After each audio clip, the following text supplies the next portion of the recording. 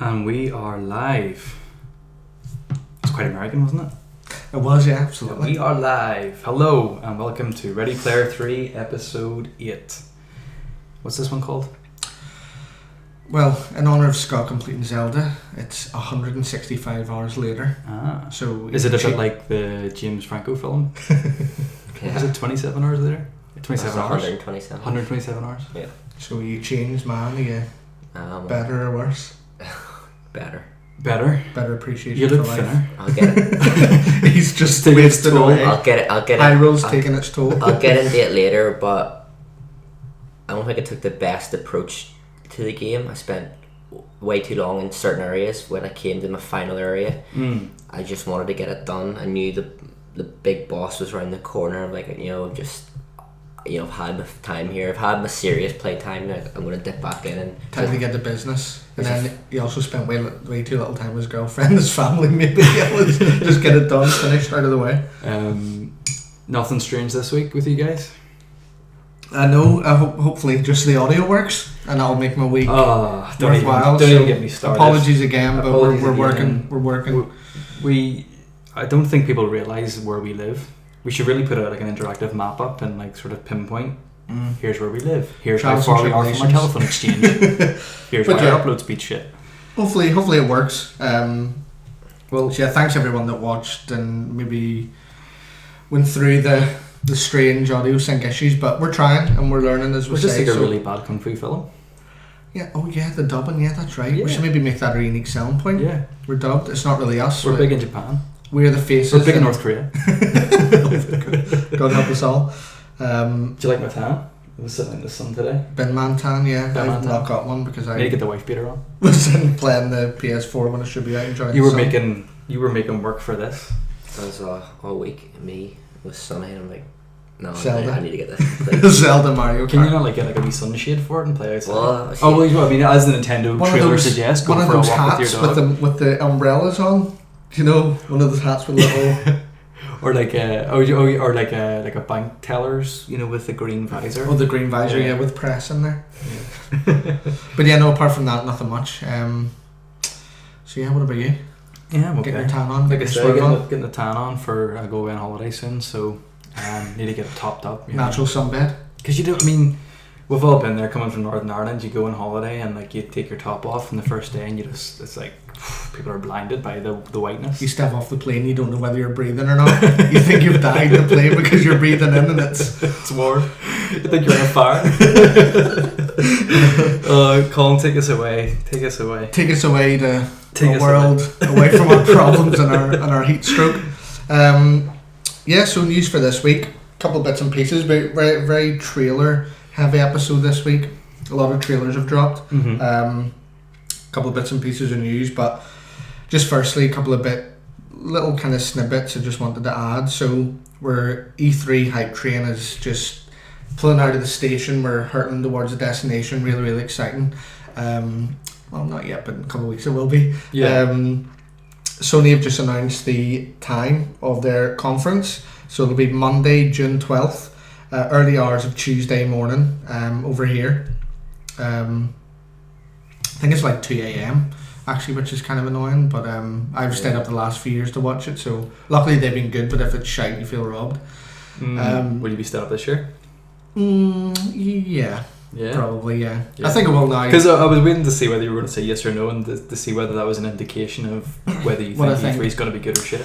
Well, it's weird because, again, don't want to get into too much of it because I really wanted to have like a big kind of E3 preview episode where we're talking about maybe the past couple of years, but Sony have had maybe the strongest E3s in recent memory last 2 years, so I mean it's so much to live up to, but yeah, I think it'll be an interesting year for everyone.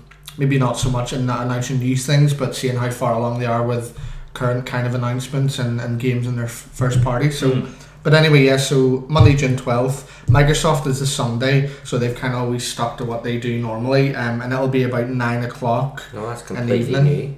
new. They were usually the Monday, They were weren't Monday morning. True, yeah, that's right. I was thinking okay. EA. So EA then are the day before. They're kind of kicking things off, so they're June the 10th. So sorry, so Microsoft's 1 day and Sony's 2 days? No. Sony's 1 day. I have it written there because it's... Oh, sorry. It's early hours of the day after with Apologies, us. it'll crossover. So you've got EA on Saturday, Bethesda, Microsoft on the Sunday, Sony on the Monday. Ubisoft have yet to announce it, but they'll probably be the Monday as well. And then Bethesda are doing what they did last time with the Sunday as well. So, yeah, and as I say, really, really excited to kind of maybe have a big prediction show. Yeah. Kind of have a bit of fun with that and just kind of see what your thoughts are on some of the conferences. So look out for that soon. Don't know when we're going to do it. We're kind of maybe thinking a couple of weeks beforehand, just so it's kind of fresh and we're going straight into it as opposed to maybe leaving it for a few weeks. So can we? I think me and you should take heed now, not to make bets.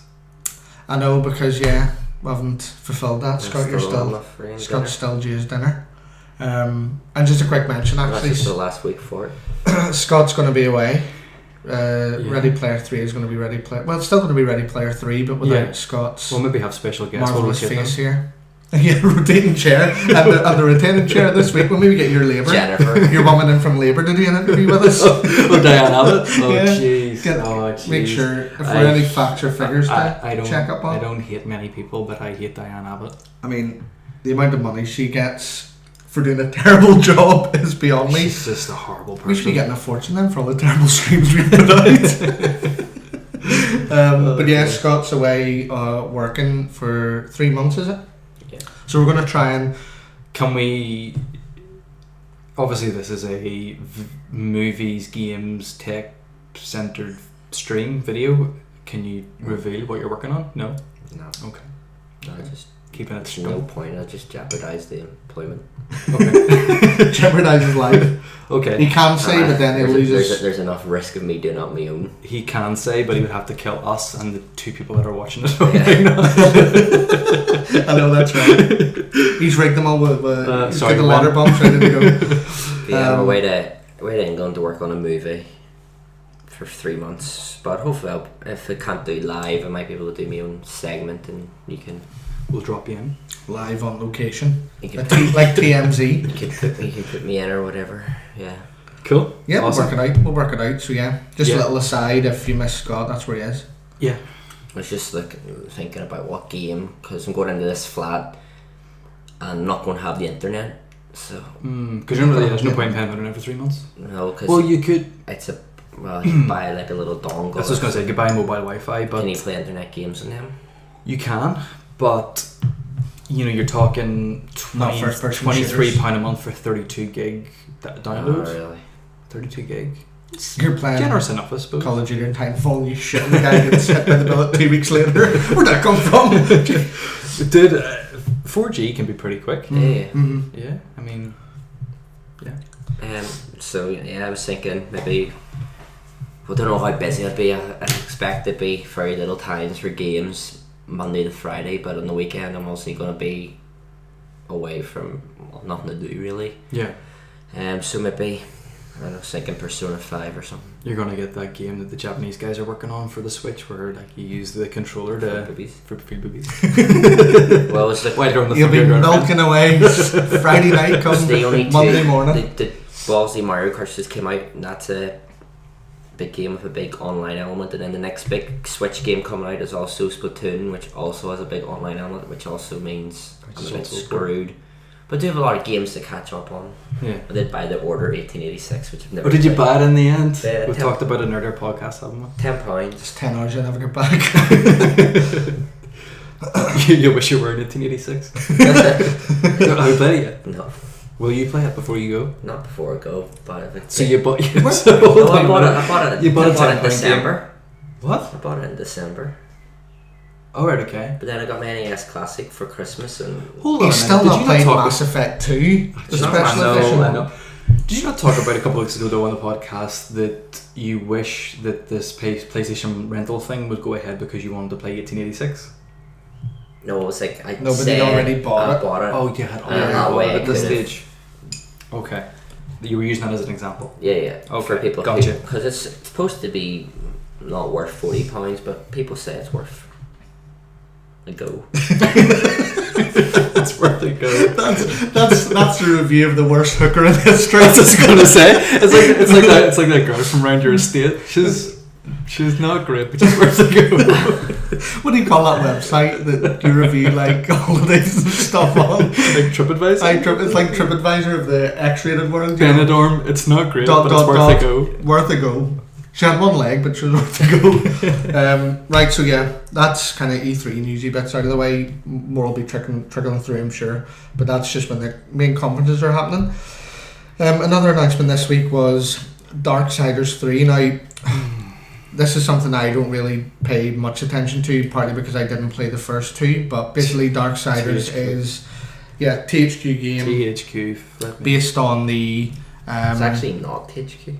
Not this one, no. Basically, what was it about game THQ did?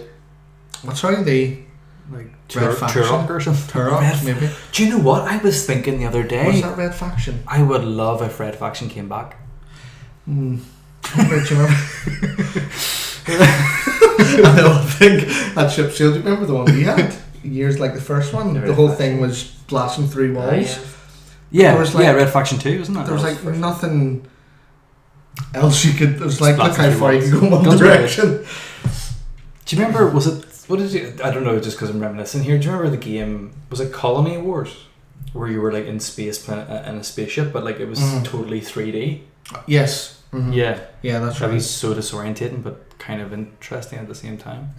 It's a really famous game. Like, I'd still get a big fan base. Tedious Link as well. Wipeout's coming back. Wipeout, yeah. Mm-hmm. I was only talking about that the other week, saying about how I'd love Wipeout to come back. I don't know who's making that now because they closed the studio, Sony Liverpool. It kind of seems like they've just taken all the old ones and kind of up the resolution a wee bit. Yeah, what else can they do? Yeah, well, Wipeout. They could make it kind of like $14.99 PSN game or something probably, but they could. Why do we not have a Wipeout that's like Gran Turismo or Cars or something? You know, really sophisticated, really good graphics. Money, probably. Yeah. Wipeout doesn't really hold. It is a kind of Codemasters same game. cash as it did. I know right now. Sorry, back to Dark. Yeah, so just they not do the best driving games. Who? Codemasters. Nah, shit. They make the Formula 1 games. Dirt rallies. Do they still make dirt? Yeah. Do they? I'm sure they do. Yeah. That's probably they've the good best. pedigree. They always make the Formula 1 games and they're always shit. Now you look at you've got Forza and Gran Turismo will be interesting to see how that does. But Gran Turismo, I think the ship's sailed with it right now. Project I don't Cars know. is looking so good. Have you seen some of the information about it? Like, have you seen Enlighten me. Like the weather systems? So like it'll be like I'm using Formula 1 as an example because that's the only thing I sort of really watch. But like if you're on a track, like it'll be raining in one part of the track and not in this part of the track. It'll start to dry out. Like in different sections there'll be a dry line where the cars are going round. There'll be puddles that'll collect at the side of the track. Like there'll be rain running. You know, like it looks phenomenal. Like in terms of it's really physics. interesting to see what they're doing now with driving games in general. You know, how far do you push it? Because in a driving game, people may think that they're easy to make because it's enclosed. You know, the area you're working with, the cars, but there's so much technical. Oh, totally. Aspects you need to take into consideration. Yeah. You know, and even the driving games are like action adventure games you can have okay, but see with driving games it's either shite or it's good. There's no middle ground. You know, you either make a really good driving game or a bad, and you can tell almost right away. Yeah. So I agree with you. Like Gran Turismo really need to get it right this time, but there's just too much money involved with Polyphony Digital for them to fuck up. Do you know what I mean? But what I'm saying is like it just it was kind of like really they were the only serious driving but I think game. that's going to drive, and you know, for want of a better word, it's going to drive them to do better. But so yeah, I kind of feel like we don't really want to talk about Darksiders anymore. No, well that's what I feel. But basically because it is quite popular, and it was leaked originally. So basically, it's a sequel to Darksiders, obviously 1 and 2. I think it's based on like the what do you call them? The previous ones were the Four Horsemen of the Apocalypse, yeah. Okay. THQ basically went under, and it was like a friggin' yard sale, people buying off their IP, and a publisher, Nordic Games, bought a whole lot of their IP, Darksiders included. Okay. So this is like a mid-tier to small to mid-tier company who bought all of this THQ IP, and they took the name of a failed company, THQ, and put it before their name, so they're now THQ Nordic, which is really, really strange why they did that. Well, it's kind of like whenever affiliated with it's kind of like whenever glory, but whenever Disney nearly went bankrupt and Pixar was doing so well, Pixar bought Disney, but rather than take over the name and call the whole thing Pixar, they opted to call the whole thing, to keep the whole thing called Disney. So I think it's kind of, THQ is a well-known name. That's true, yeah. But maybe not necessarily a name that you want to be associated with. Yeah. Another interesting thing that has been talked about in other podcasts and kind of games media is that people are kind of worried about this publisher because apparently they have 26 games in development of varying size and budget. So it really looks to me as, instead of maybe concentrating on 2 or 3 IP, like a Bethesda or, you know, a bigger company with more resources, they've kind of spread it. You know, even the biggest companies aren't working on 26 games at one time. So I think they're really spreading themselves very thin. But there were some go bankrupt again. Who knows? THQ in the name. It's like a fucking voodoo doll. So it's a female protagonist. Of course it is. You play as Fury, and it's basically a third-person action adventure, open world, and post-apocalyptic. Now, those words, I'm almost yawning saying it because other games have done it, and have done it to a standard that I don't know this can reach. So it'll be really interesting. But it has got a good fan base. But can it stand out, especially this year where you've got the quality of games coming out like a Horizon, like a Zelda? The thing is, it's nothing open world post-apocalyptic game. Immediately think Fallout, but it's nothing like Fallout. Yeah. It's different. It's more of an action, you know, kind of melee fighting, RPG elements. I always thought it was quite like magical and stuff. Is it not? No? Yeah, well, I think so. Yeah, you have like superpowers, things like. As I say, I don't pretend to know an awful lot about it, but it'd be interesting to see how it does. The gameplay is supposed to be really good. Again, I've never played it. Did they release like a Game of the Year edition of Darksiders or some sort of? Does ring a bell. Some sort I remember the cover of the game. The front cover. Sure, but it's supposed to. It's tongue in cheek also. I don't think it takes itself like Saints Row. Well, I don't think it's like THQ done Saints Row. Did it? I liked Saints Row. The THQ. It was so bad it was good. Making that up. Am I just making that up? It could be. Volition Studios, do you? Do you remember in Driver 3 whenever they took the... I'm what, sorry? In Driver 3 when they took the piss out of Vice City? Remember there was a character you could kill called Timmy Vercetti? That's right, yes, that's right. Really?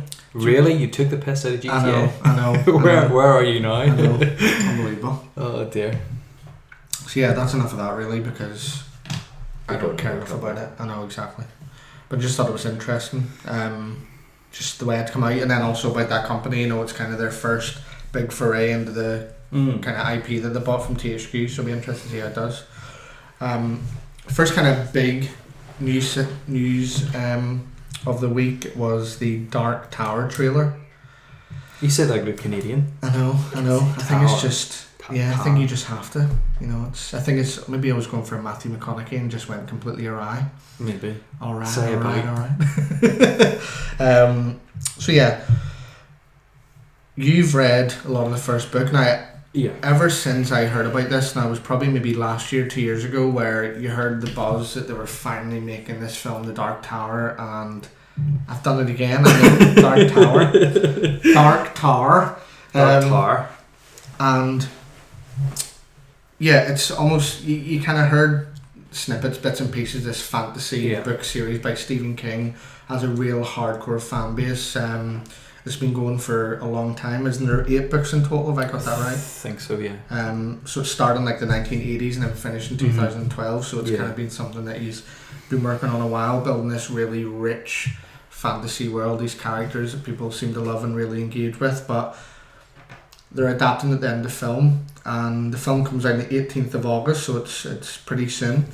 Now, doing kind of light research on it, as I say, just because I didn't know an awful lot about it, but there seemed to be a bit of backlash, because similar to before Lord of the Rings came out, I think it's one of these things that fans of the book are kind of against it, saying that because it's so dense and so rich and the characters are so beloved, they're really apprehensive about it being adapted to film.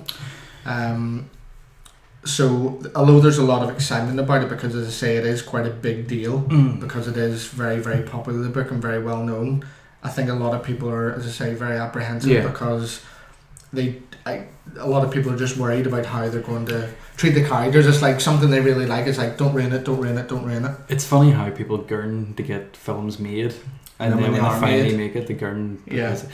Personally, though, you're quite correct. I am a big Stephen King book fan, but I primarily love books that are set in reality. You know, I kind of love like it's set in this sleepy town, and then everything kind of goes a bit wrong. You know, and so. Like, you know, Stand, Stephen King Stand's probably one of my favourite books of all time, but it's still set in the real world. And I did try to read the Gunslinger, what are they called, the Gunslinger Chronicles or something, or the Gunslinger Story. I don't think it's called Dark Tower. Yeah, I think it's called like the Gunslinger. Yeah, there's not maybe only one of the books is the Dark Tower and kind of something like that. So anyway, I read I've read the majority of the first book. And because it was set in a kind of alternate reality or alternate universe, I didn't really get into it. I probably should go back and reread it. But so the point that I'm trying to get to is that I've only read the majority of the first book. I haven't read all 8. And even I watched the trailer and I'm a bit...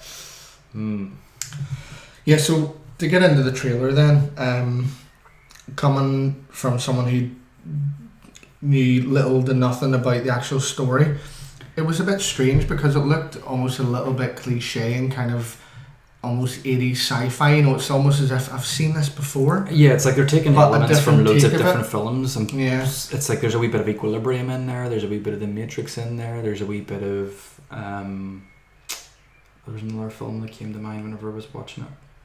I don't know, yeah, it's just a bit of a mash of loads of different films, isn't it? I just thought there was going to be a bit more nuance and subtle. And of course, maybe in a trailer you don't get an awful lot of that because they're trying to smack you in the face of, come and see the film, this is what it's about. But I just thought it was going to be a bit more kind of low-key and a bit more fantasy, if that makes sense. I thought, because obviously the story is, you know, they come into the real world, fighting for this world and the alternative kind of fantasy world, and if this tower is destroyed, then both worlds kind of go with it. But I thought it was going to be more kind of in the fantasy world, so to speak. Yeah, well, I mean, from what I've read of the first book, basically the whole thing is the gunslinger and the boy walking through the desert, chasing after the dark, the man in black, sorry.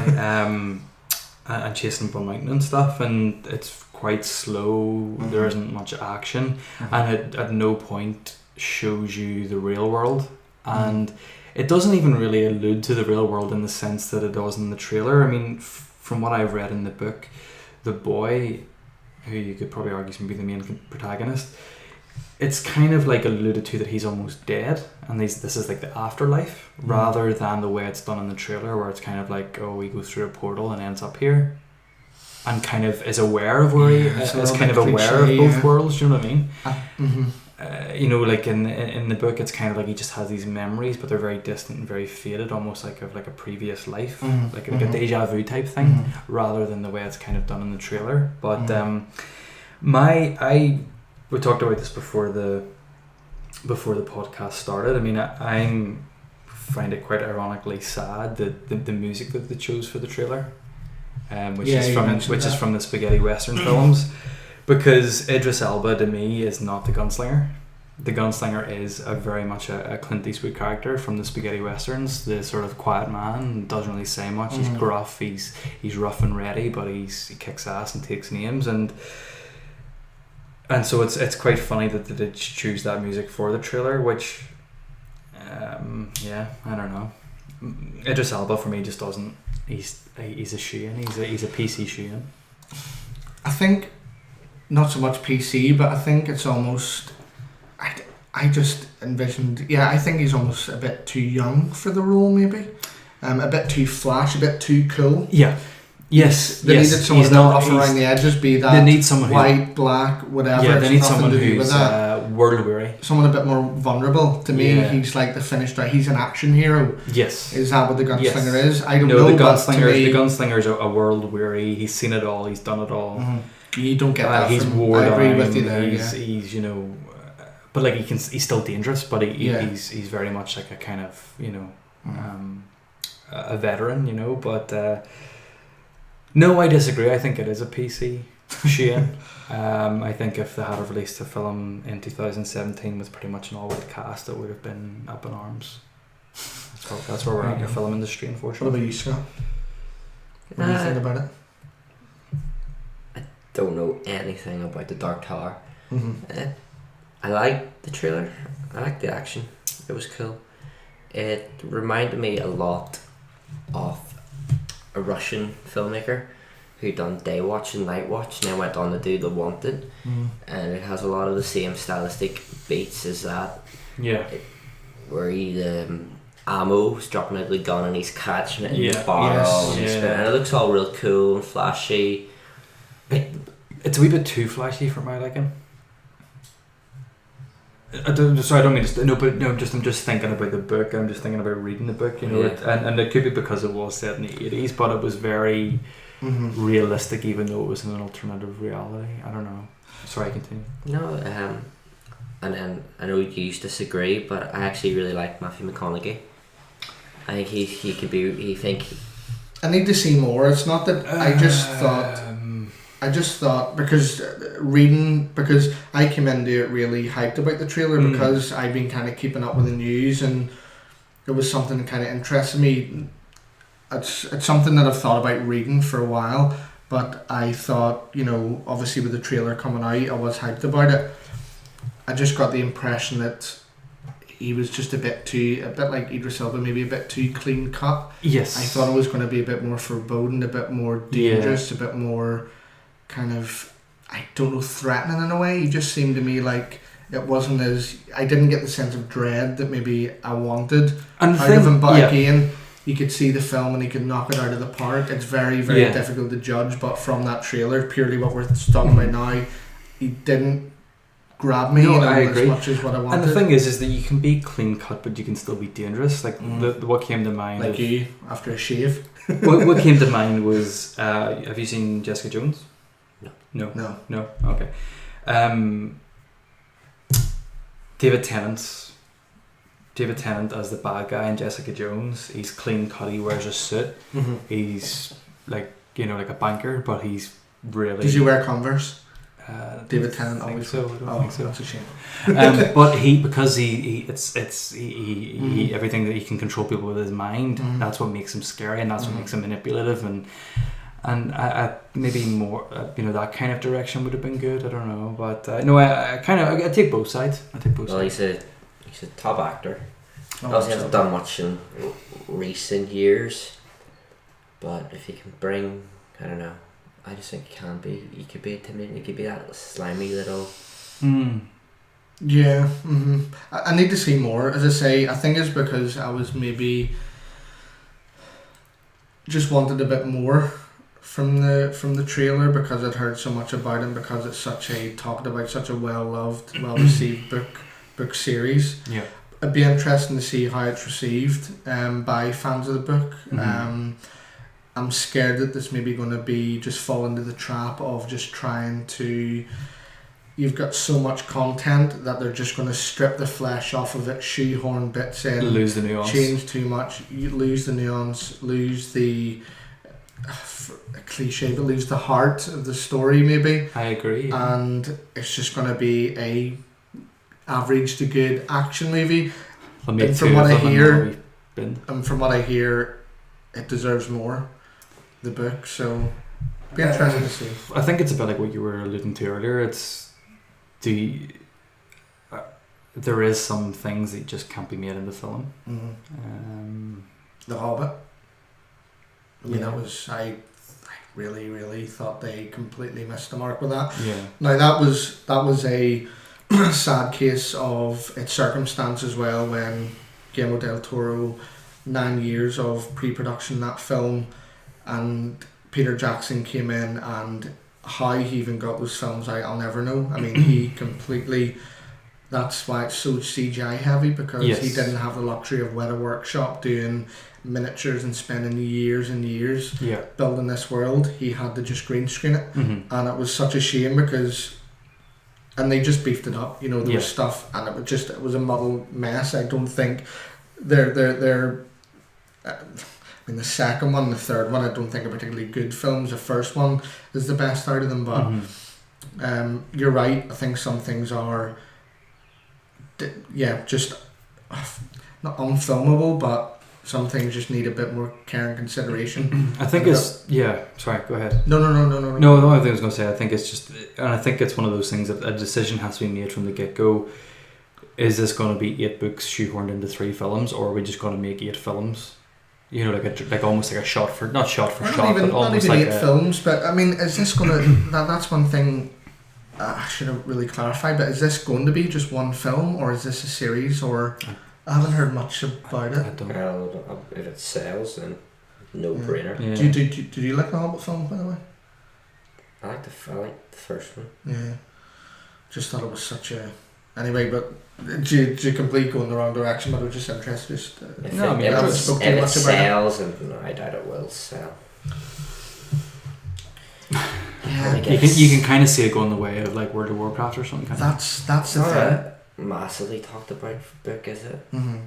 It's one of those things. A cult book, isn't it, really? Exactly. The fan base is really, really, passionate, but not necessarily massive. The wider audience, exactly. Yeah. I think that's maybe where it's going to struggle. The average person in the street, when they see a poster of that, yes, it's got Idris Elba, yes, it's got Matthew McConaughey, but and I think what's the selling point here? I think the problem is it could fall into that trap where in trying to please everybody, in trying to please the hardcore fans, but in trying to please just your average cinema goer, they're going to please nobody. Oh, but it's 70-30 in Hollywood. It's pleasing your average person as opposed to the that's what I'm saying. But I think it's trying to please everybody. Yeah, no, exactly. No, you're right. So Dark Tower,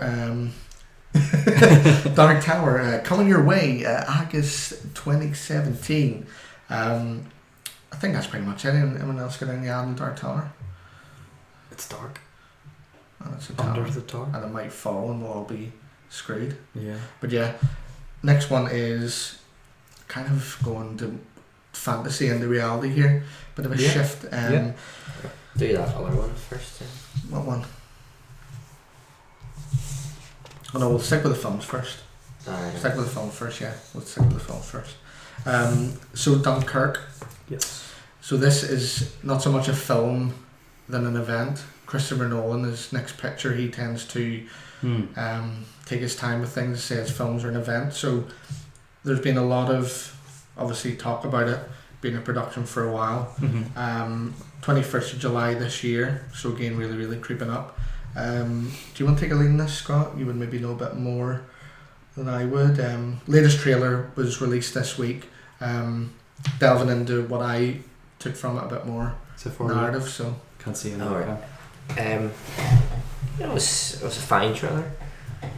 It was fine, yet cinematically of recent years, the most we've seen about Dunkirk is the amazing shot in Atonement. Yes. Of the beach. Yes. You said that earlier. The 5 minute. Yeah. Cinematically, maybe years and years ago there was a film about it, but we haven't really got anything about it in any this film or game or anything like that recently. So it's a story that not many people know, that thousands and thousands. Do you think that's maybe like a sense of shame about it still, or strand on a beat? I don't know. Yeah. It's just not many. It goes against Hollywood. You don't want to see your heroes retreating. Yeah, that's what I mean. There's this kind of There's going to be heroism. Heroism, yeah. In this, obviously, so it follows a lot of strands. There's a lot of characters. There's Tom Hardy, who's the pilot in the air. Who's obviously he's probably protecting the soldiers on the beach. They're stuck there. Their boats are stuck. Their boats are being bombed by German planes. So Tom Hardy and his squadron come in and try to, take the pressure off them. We've got Kenneth Branagh, Belfast boy. He's obviously charge the evacuation. It wasn't too clear if he was on Dunkirk himself or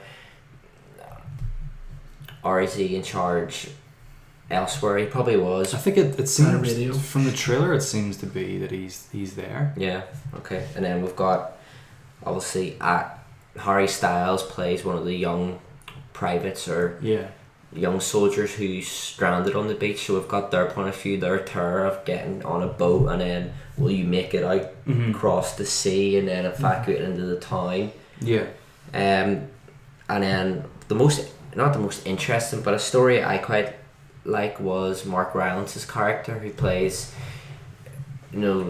seemingly a call. I don't know much about the evacuation. A call goes out to England. Anyone with a boat, can you help? Our boats are getting destroyed, and he's only in a little fishing boat. He's like, I gotta go help our man. He picks up Cillian Murphy somewhere across the North Sea. Is it between England and France? English Channel would it be? No. Is it English Channel? Sorry. Right. No, you're right. I mean, I don't know. The English Channel is obviously between France and Dover, but this could have been a wee bit further up, so maybe it is classed as something different. So, and then Cillian Murphy, and you see in the trailers pleading with him, don't go, you're mad, but he's got this, not patriotism, but he's got this sense of duty that these guys, they're trying to do something for us. This is my way of paying back. So I think that could be quite good. He's obviously very popular at the time. Steven Spielberg's been using him in tons of films. It looks massive. There's tons and tons of sense of scale, just incredible. So I think compared to other directors who probably would have had CG'd, who would have had maybe 1,000 extras and then another 20 CG'd in the background in their wide shots. I think Christopher Nolan's the director who wants he wants it there. Physicality, he wants the extras there for real. Do you know much about the way it looks very like the way Tarantino did the Affiliate. Is it something to do with the format that it's shot in? It does have that kind of, not wide angle, but it does have that kind of it's perspective. Shot on IMAX. So he's been experimenting with IMAX since The Dark Knight. Yes. Dark Knight might have had 12 minutes and then... Because it says at the end of the trailer, see it in certain cinemas, it's 75mm and 35mm or something. Is that what that refers to, IMAX, is it? Well, IMAX is a capture format. Okay. Which is, I think... It's a certain ratio, isn't it? It's a 70mm, so you obviously do photography, what a 35mm still is, so it's 70mm. It's I don't think it's actually, it's not 16:9. Yes. It's a square, not square. It's also not square. It's no, but it would be squarer than 16:9, wouldn't it? Because whenever you watch The Dark Knight, basically whenever it changes to the IMAX shots, the black bars disappear. It gives taller, you an extra little height. Yeah. But it also would be the wider image, so it's just they're capturing a lot more information. And that's what kind also of gives you need special lenses they put on that camera. Hateful Eight was also shot on Panavision. Panavision, It was shot on Panavision 65mm, and then it was projected at 70. Okay. So it was transferred to a 70mm projection print. Okay. But so unfortunately, only the people in the biggest cities, and even in the UK, might only be London, because I don't think there's too many people that showed the Hateful Eight in its proper intended format. It's going to be it's going to get a digital. Yes. It's going to get a digital projection, which isn't 35 or 70. It's a ratio. Whatever. Yeah. Film cinemas who do most will be 35, and then the odd cinema, I say the one in Leicester Square definitely, and the Odeon there, I know it can project 70mm. So whenever you're in London, you're going to go see it in the original format that it was recorded in and give us your impressions. We'll go see it in the Max screen in Donald. It's about 25 quid a ticket in London to that there cinema screen. Sure. And your popcorn will be about 35. I know. So obviously... Can I just say quickly, it's just a funny way aside of that. Manchester United were playing Arsenal today. We lost, but someone tweeted the prices at the Emirates, £10 for a hot dog. Jog on. Sorry, go ahead. That's why Arsenal's always in profit. I think so. So you definitely... for 70 mils. I bet it was a shitty Frankfurter too. I don't even They're know the best. If I want a hot dog... The only time I will ever eat one of those is if I go to New York and there's a hot dog stand at the side of the road. And you get salmonella. And I love Frankfurters. Absolutely love them. Now, when you say Frankfurters, are you talking about the German sausages you get at the market, or are you talking about the shit that comes in a can? The wee packets, you boil them, then grill them. Okay.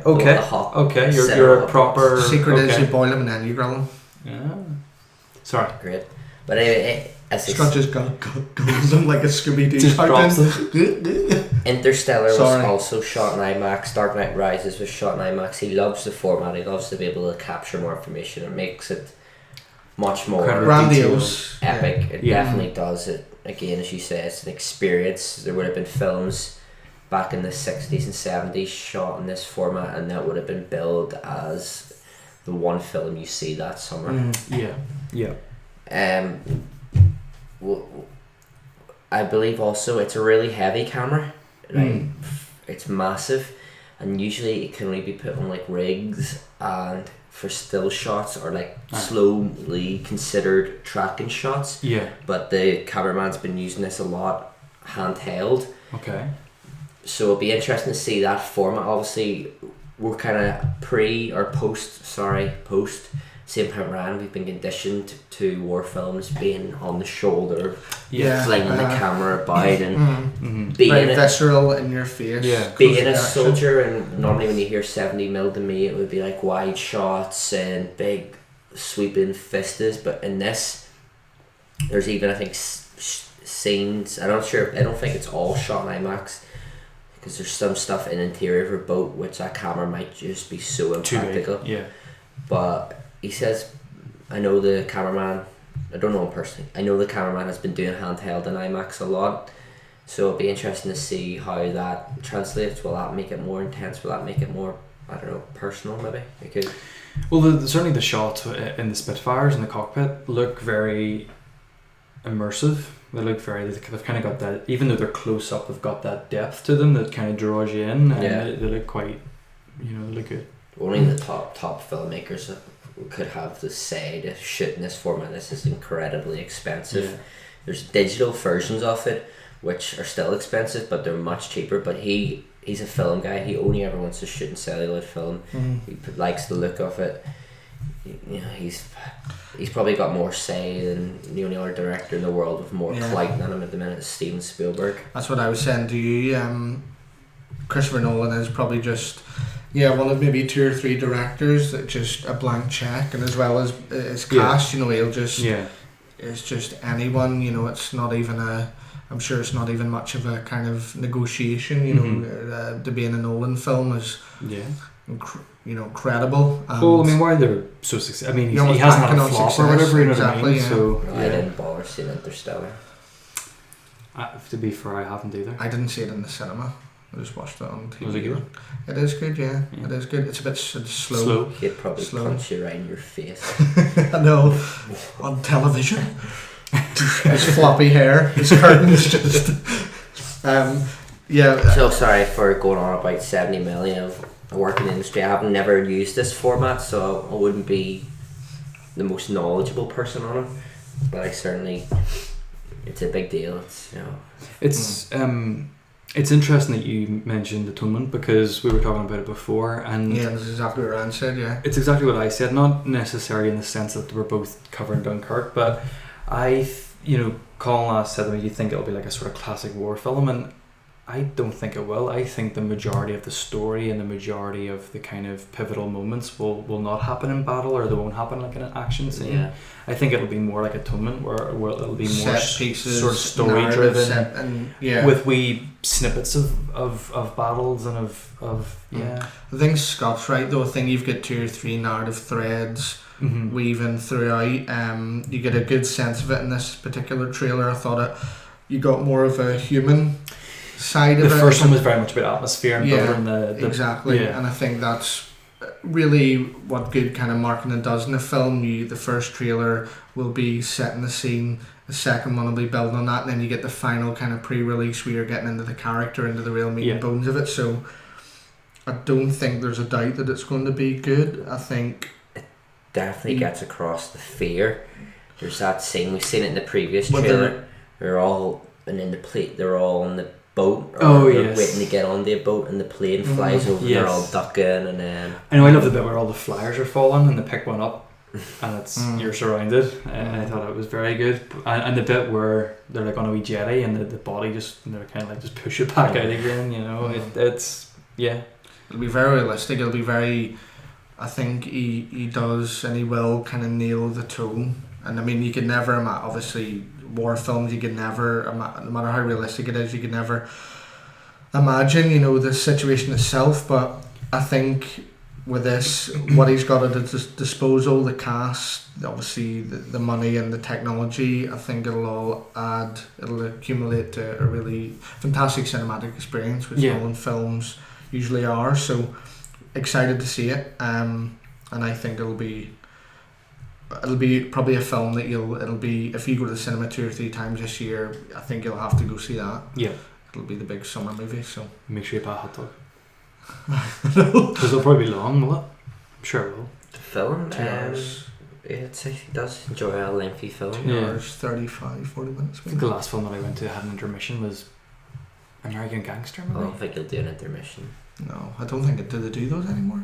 Well, they've done it for, I wish I had done it with Lincoln. Oh, me. They've done it for the Hateful Eight. That was an experience. You went in, you got your little program. So it was £25. It's a lot of money, especially from us. Anyone who's watching from London, if just by chance you are, it's £6, £7 to go to a cinema in where we're from, Belfast. Yeah, cost of living though, you know, it's just relative. And then in London, it's like £15 a ticket, and this was, I think, maybe 25. You went in and you got your little program. You went into the theatre and they were playing like Morricone.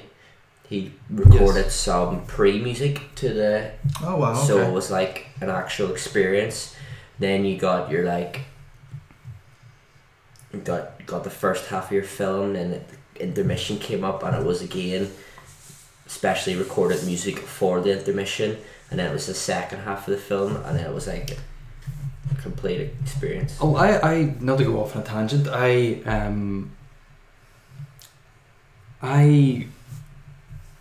would happily pay that if that was. We talk about this, and I really think cinemas. You know, you're paying £7. You go in, people are talking. You're trying to look at the cinema screen, and you see a sea of phones and. Cinema used to be an experience. It used to be a thing, and now it's kind of like a place for someone to waste their night and got nothing else to do. And me and the wife went to see Guardians of the Galaxy 2 in the Max screen. Yes, and obviously comfier chairs, bigger screen, the sound quality, and there was a lot more speakers. The sound was really good. How it was mixed. You know, you get a real sense of distance and things happening. The 3D sound, whatever you call it, but I don't mind paying extra, as you say. When I go to exactly, you go to the cinema, you want a good experience.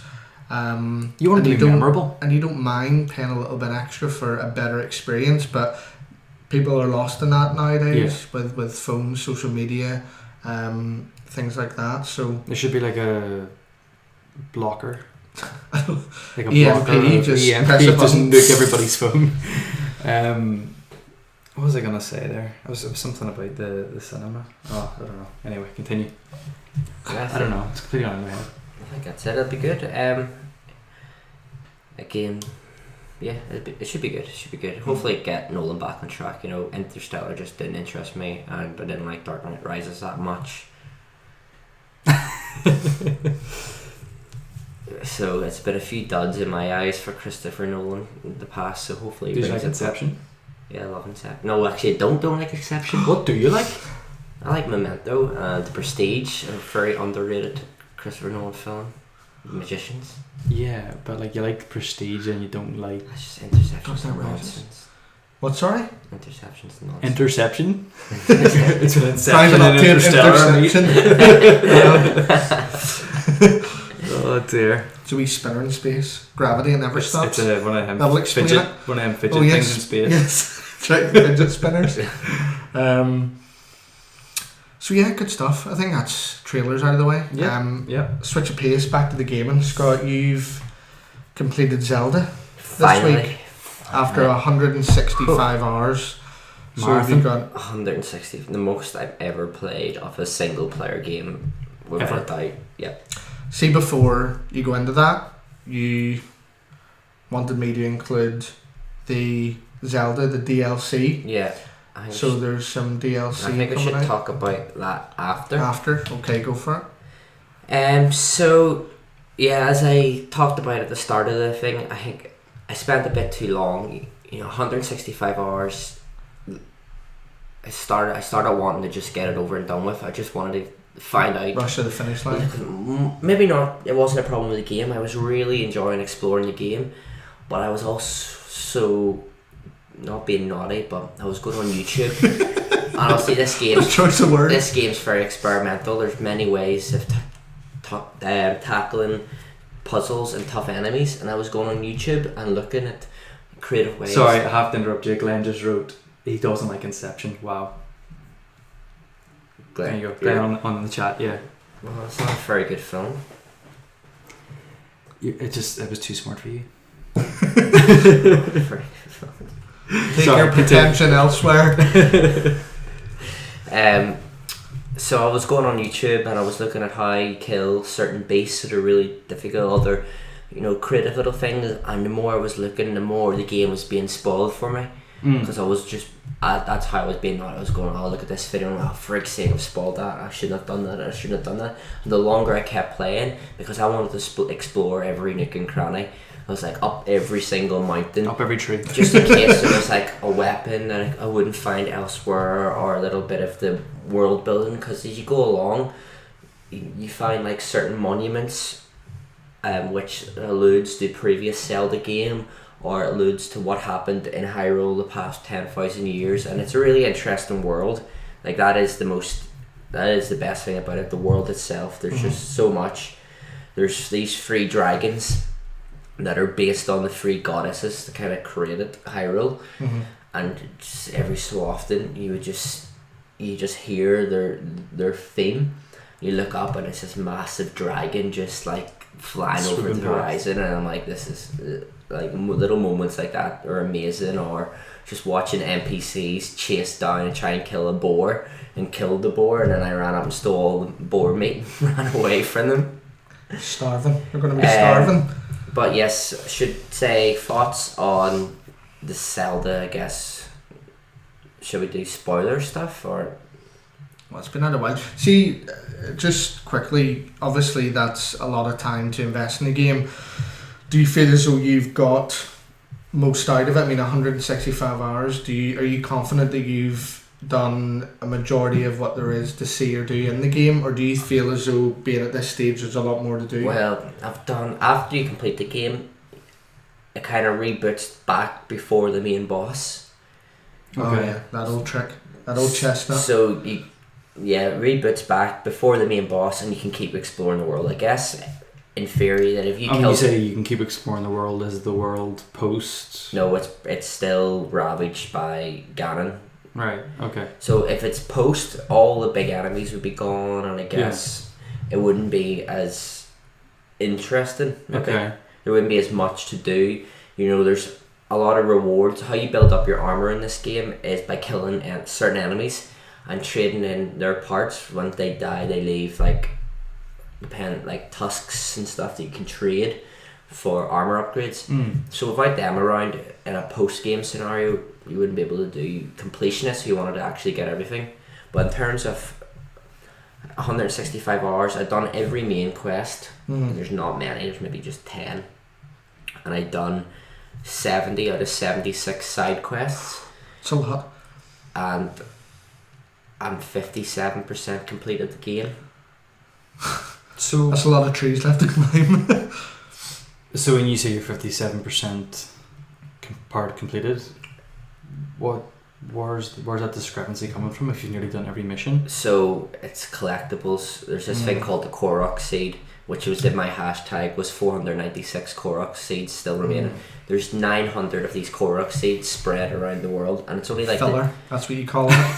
And they do says the guy who plays games incessantly for trophies that amount to nothing that nobody cares about. They do have I care. They do have a purpose. You can trade them in for infantry slot upgrades. So you start off with maybe only can have 6 melee weapons, but you trade them in and you can have like 20 melee weapons by the end. But the first slot takes 1 Korok seed up to like 50. And so you only need like 200, and they're everywhere. Some are in the actual puzzles. To find them can be really easy, or it can be actually quite, not challenging, but a little bit of a challenge. So it's only for the real completionists. It's the people out there who, they're on YouTube now, they're racing each other to see who can get them all the fastest. You know, the world record I think at the moment is 49 hours to do 100%. Wow. Which isn't the side missions. They don't count. Okay. Really? Yeah, side missions don't count. So it's just these seeds that count? The seeds, the main story. Ryan just doesn't get it. And memories. The main story of Zelda is Link was absolutely decimated in this battle. He was close to death. He's put in a resurrection chamber. 100 years later, he wakes up without memories. So as you go along, you basically get an iPad, and on this iPad is it's called the Sheikah Slate, is little photographs of areas in the game. If you can find that area. Did they have cameras in Hyrule?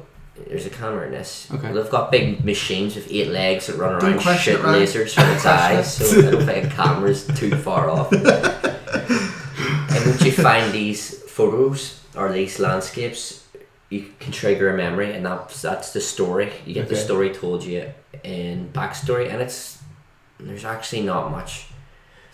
You're not really selling this to me. You maybe only get about There's a lot of scenes, but not much else. 55 minutes of actually story, but it's the world that's talked like in cutscenes. Yeah. Okay.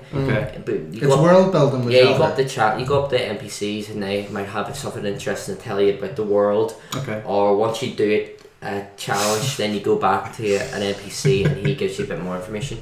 But the story itself it's quite good. There's these, basically Zelda's a dungeon crawler. It's always been the goal to completing the game is to complete all the dungeons, and it used to be solve puzzles, defeat an enemy in a dungeon, and then find an item that would help you unlock the end game of that particular dungeon. Where these dungeons are different in this game, you get like the 5 items you need to complete any puzzle at the start of the game.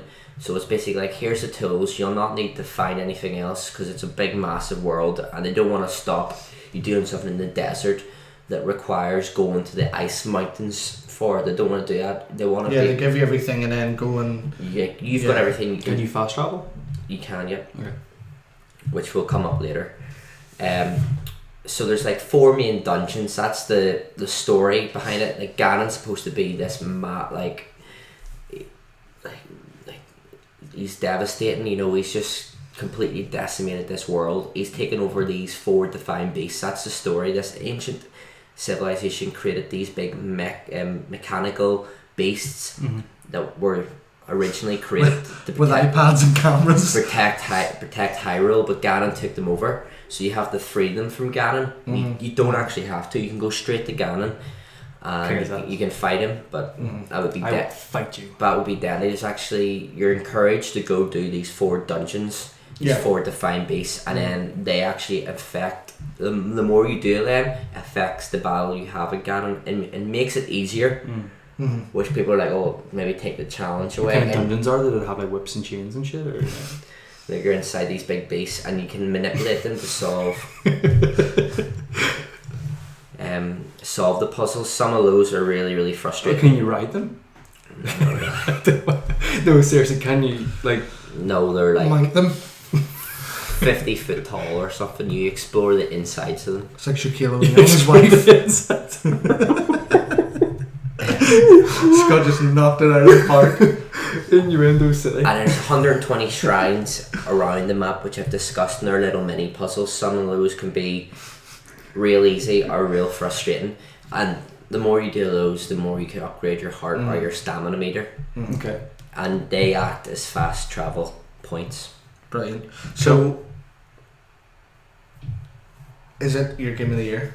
so far? Well, I've played it and the first. It's the only game he's played. I know, I was going to say. And the first Zelda. No, but do you think, obviously you're a new Nintendo guy, but are you impressed? Is it what it was kind of Is talked it all about? it was cracked up to be? It definitely do, and again, as I said, there's not much of actual cutscene story wise, but the characters you meet and some the Zelda's gameplay is king, so and just going on YouTube and watching people like actually destroy some of the beasts who destroyed me, and it's got a really good progression thing. And I know you start off and your weapons get damaged and it's real frustrating, but when you get maybe 10 hours in, it's like a Rocky film. You start finding good weapons all the time. It doesn't become an issue. There's certain weapons you don't want to lose, so you can put them up in display in your house. So you've got a house? You can get a house, yeah. Okay. Which creates a really good. Is it a condo or like? It's a detached. Oh, nice. The link's coming north. He does you can upgrade his wee garden and all. Brilliant. And that's where it ends. Upgrade your garden. Good stuff. But he's got a really good progression system. So there's these enemies called Guardians. You might see them. They're the big mechanical spider looking things in the promotional. And they've got a theme that they come anywhere near you for the first like 50 hours or whatever. I was terrified of them until I got to a point where now you were strong enough. Yeah, I'm strong, and it just makes you. It just put all that work. Yeah. And it just feels great. Like I ran for those enemies. It's a carrot at the end of the long. stick. It's a good way of progression. It's an amazing world. They explore so much in it, like so many little, just as I said, monuments and shrines and backstory. A really good progression system, and the combat's really actually. Like it's a bit hard to master. You can master it and get really good at it. Yeah, good stuff. I was going to say if anyone buy it, but everyone who has a Switch has got it. So 2 times they've bought it twice. Yeah, 25 people. Yeah. And then just really quickly, there's actually DLC coming out for it, which is free. No, it's not. Is it not free? No. Do you not get some of it for free? No, you do not. Okay. So basically. There's 2 DLC packs coming out. One, I believe, in August, and one towards the end of the year in the autumn. And you have to buy them both together. So it's effectively a season pass, but you can only buy the season pass. It's $17.99. Got you by the. It's $17.99. Other games have done it. Like Uncharted had one where you bought your season pass to give you some multiplayer upgrades right now, and then you get your story much further down the line. It's similar to that, but so it's $17.99 for both packs. They come in a season pass. You get this one in the summer, and it's just been announced. So basically, there's 5 things with it. There's a hard mode, so the game is scaled up. Which would be much more of a challenge, especially in the first 20 hours of the game where you're much weaker. There's a new trial of the sword. There is a thing called the Hero's Path, a travel medallion, and some new outfits. Basically, $17.99 for 2 bits of DLC. I don't think it's a bad deal. No, that's fair enough. The second pack will come with a brand new dungeon. Some dungeons took me in a half an hour, 40 minutes to complete. One I spent an hour and a half the other day because I just couldn't do it. The puzzle was too complicated. I didn't cheat or anything, but it just took me a bit longer. So this new dungeon could take up probably about an hour. Yeah. It's got a new story which hopefully will maybe last 3 or 4 hours. But a lot of the things they're given in this DLC I think is bullshit.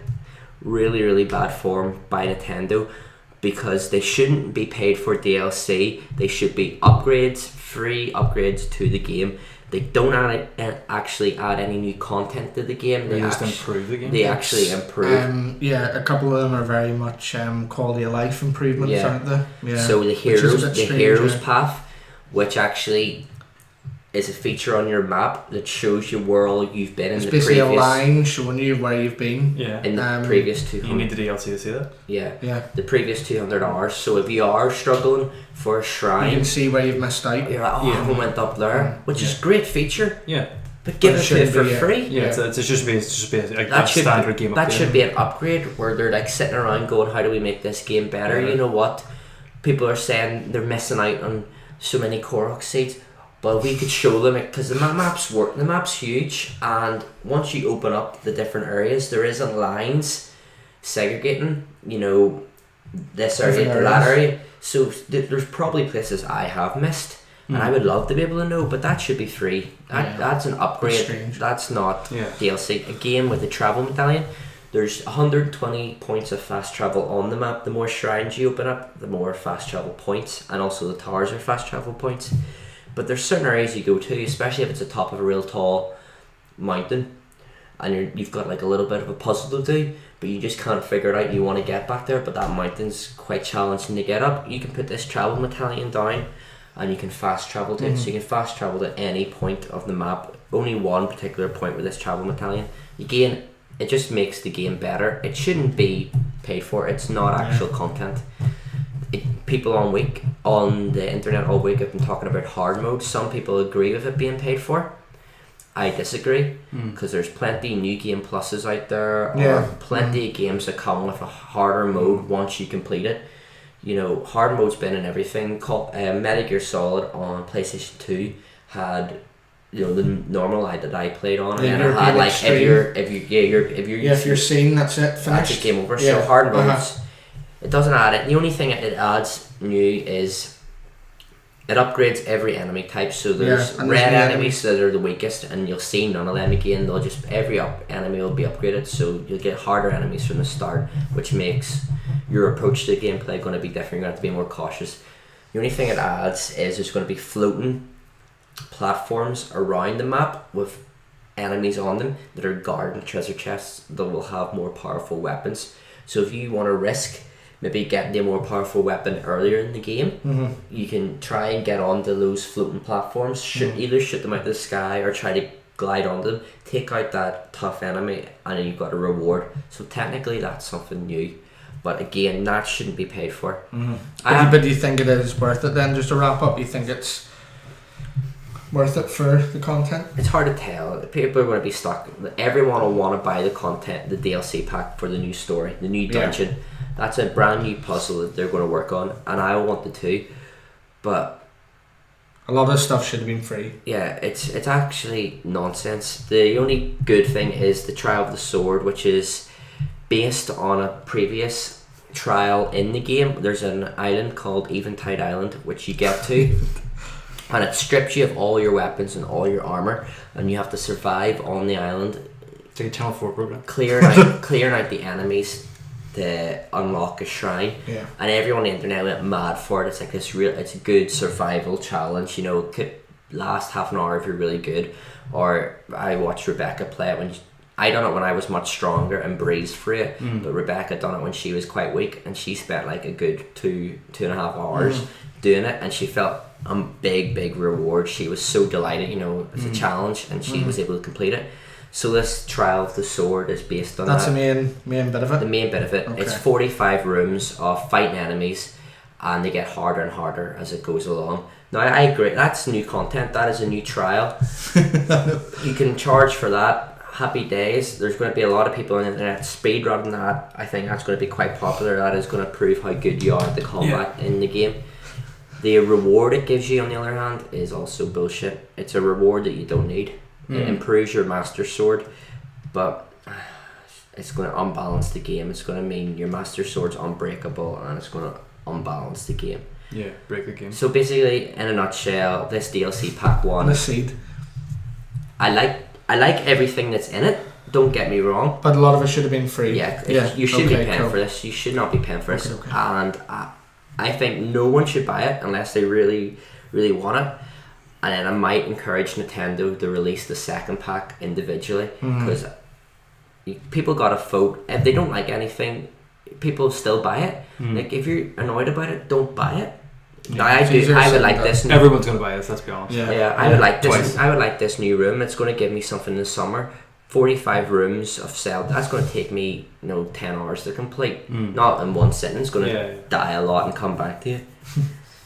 Cool. Just more stuff in this that actually adds to the game rather than gives you stuff that I know. should have been free.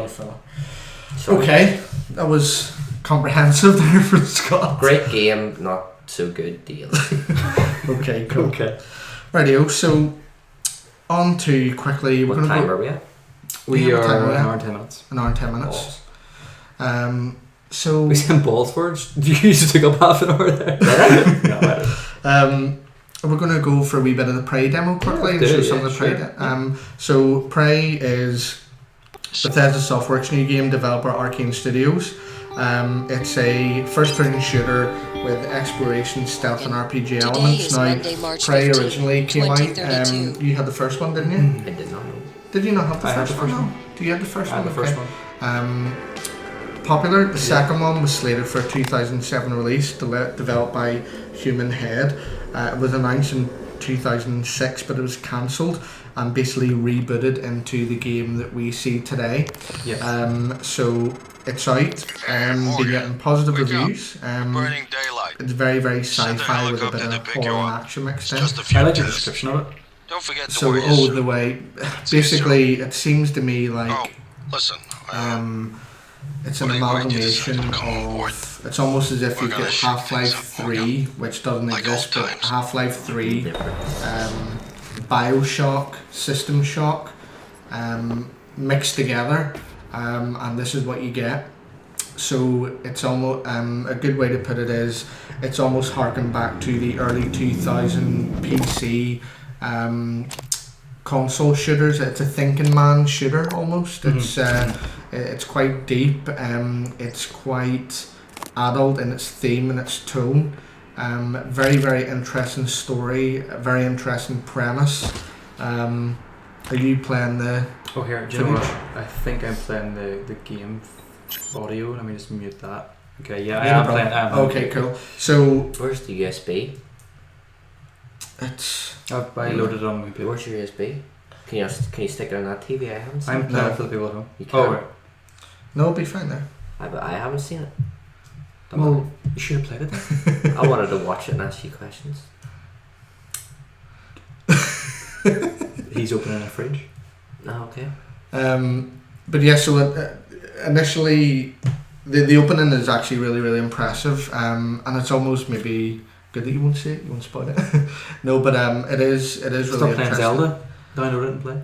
The premise is really, really interesting, and the way, although it's in the first, you've got maybe the first hour, but the reveal is really, really satisfying actually, and it wants you to play more as a demo. It works really, really well. It wants you to play more and to have some of the initial questions answered. I'm really impressed by it. It's very, very intriguing and interesting to say the setup and how it unfolds initially, because you think it's one story and then it just completely switches. Into the gameplay, it's very, very heavy and a bit clunky at the start. It's a very difficult game to come to grasp with control wise. Very, very heavy. Whenever you play it, I immediately put the sensitivity up because you just felt very slow and lumbering. Okay. You interact with the environment in very interesting ways. So you wake up in your apartment and you can interact with most things around the world, and there's a narrative reason for that. Okay. Basically, the main enemy are called mimics. In the name, they can disguise themselves as everyday objects, which is really, really cool because they could disguise themselves as a cup, as a book, as a bin. So you're going around the environment and you're forever looking and thinking. Just turned into paranoid. Yeah. But one of these things will walk past you and you'll turn around and you're like, was that cup there? Was that chair there? Okay. Was that book there? And all of a sudden it'll morph into this enemy. So it's really, really cool. And you're forever kind of, you don't run anywhere. Second guess and sort of exactly. So, and I can't remember a game that really does that. Going back visually, just quickly, it's very, very good. The lighting is very impressive. Really good textures, really good characters. Animation's quite good too. And the enemies as well. The effects of the enemies and the environment is really cool. You know, fire, particle effects. One of the weapons you have in the demo is a glue gun. So because the mimics, the way they move, it's very quick. Okay. They bounce around, they jump behind you. As I say, they morph into different objects. With a glue gun, it's in the name, it stops them, it glues them still, and then you finish it off with your wrench. Okay. The melee combat. I love that you've got this really sophisticated glue gun, but you finish it off with a wrench. Yeah, I know. Exactly, very Half-Life, but the combat, I found it difficult. Apparently, as the game goes on, it becomes quite difficult as well, but it's interesting. It's got some RPG elements as well. You can upgrade your suit, you can upgrade your weapons, you've got skill trees for exploration purposes, for hacking, obviously upgrade your health, things like that. The areas in the game are semi-open, so it takes place on a space station, so there's a lot of exploration, but doubling running yourself, finding new places, opening new doors. Apparently, as the game goes on as well, the combat, you can approach it in different ways. You can go stealth, you can find different entrances and exits to places, you can approach battles in different ways. It's been getting a lot of positivity, and I can see that because from what little I've played, it does grab you. And I say the reveal, no spoilers, but how the story, how it sets itself up is, I was like, literally, I was like, wow, it's really, really smart. I'm just having a look here because I made some notes. I think I've pretty much covered it all, really. It's just a really, really interesting, intriguing concept. As I say, it's taken aspects of different games, intelligent shooters, so shooters that are story-based, but you really need to think about each encounter. You really need to think about how you're managing your inventory, and each encounter with the enemies is really different because, as I say, they're forever changing. It's quite fast-paced. So I'd imagine that would be really interesting as the game goes on. Obviously, in games you'll have battle arenas where you'll go into an area and there'll be enemies there. How do you take them out? It's another fell in a cap for Bethesda here, really turning into a powerhouse publisher at the minute. Although they have a portfolio of relatively small number of IP, the IP they do have, they're treating it with a lot of respect, and it's really much a case of quality over quantity with Bethesda at the minute. You've got the Elder Scrolls, you've got Fallout, they're the staples, but they've really upped the game with the likes of Prey, Dishonored, Doom. So, as I say, as far as their place in the higher echelons of the publishing world, they're well, I say they're going to knock it out of the park, but they're really pushing the boundaries with what they've got. And as I say, every one of those games they've put out at the minute have done really well. They cause a bit of fuss about how they're approaching reviews. I don't know if you heard, but a few months ago, I think it was first with Doom, they don't let anyone do any release reviews. It's all reviews in progress until the game comes out. But people were saying that they were maybe worried about the quality of the game and rushing them out, but that's not the case at all. They're very much letting the release code speak for itself. So yeah, I would really advise to give the demo a go. I don't know if it's a game that will sell extremely well, but it's certainly a game that at the end of the year I think it'll be up there with discussions for awards and stuff. Maybe not a game of the year, but certainly awards, maybe narrative, gameplay. So yeah, that's what I was wondering. It seems like in my eyes it's a good time for this game. Dishonored came out at a bad time last year. It's supposed to be one of the best games last year, but it just got lost in people in November don't always go for the best games, they go for the biggest. It was popular. Or it's hard for me to buy a Dishonored when I've got a mate at work going, have you played Battlefield? Do you want to play Battlefield? I'm like, under the radar a bit, the main audience. So it was maybe lost. So do you think, I was going to ask, is this a good time for this game to come out? Will it do well? Is May a good time for game? Or I think yes, but I don't think it'll do overly well. I think it'll rely a lot on word of mouth, which thankfully is mostly, universally positive. Yeah.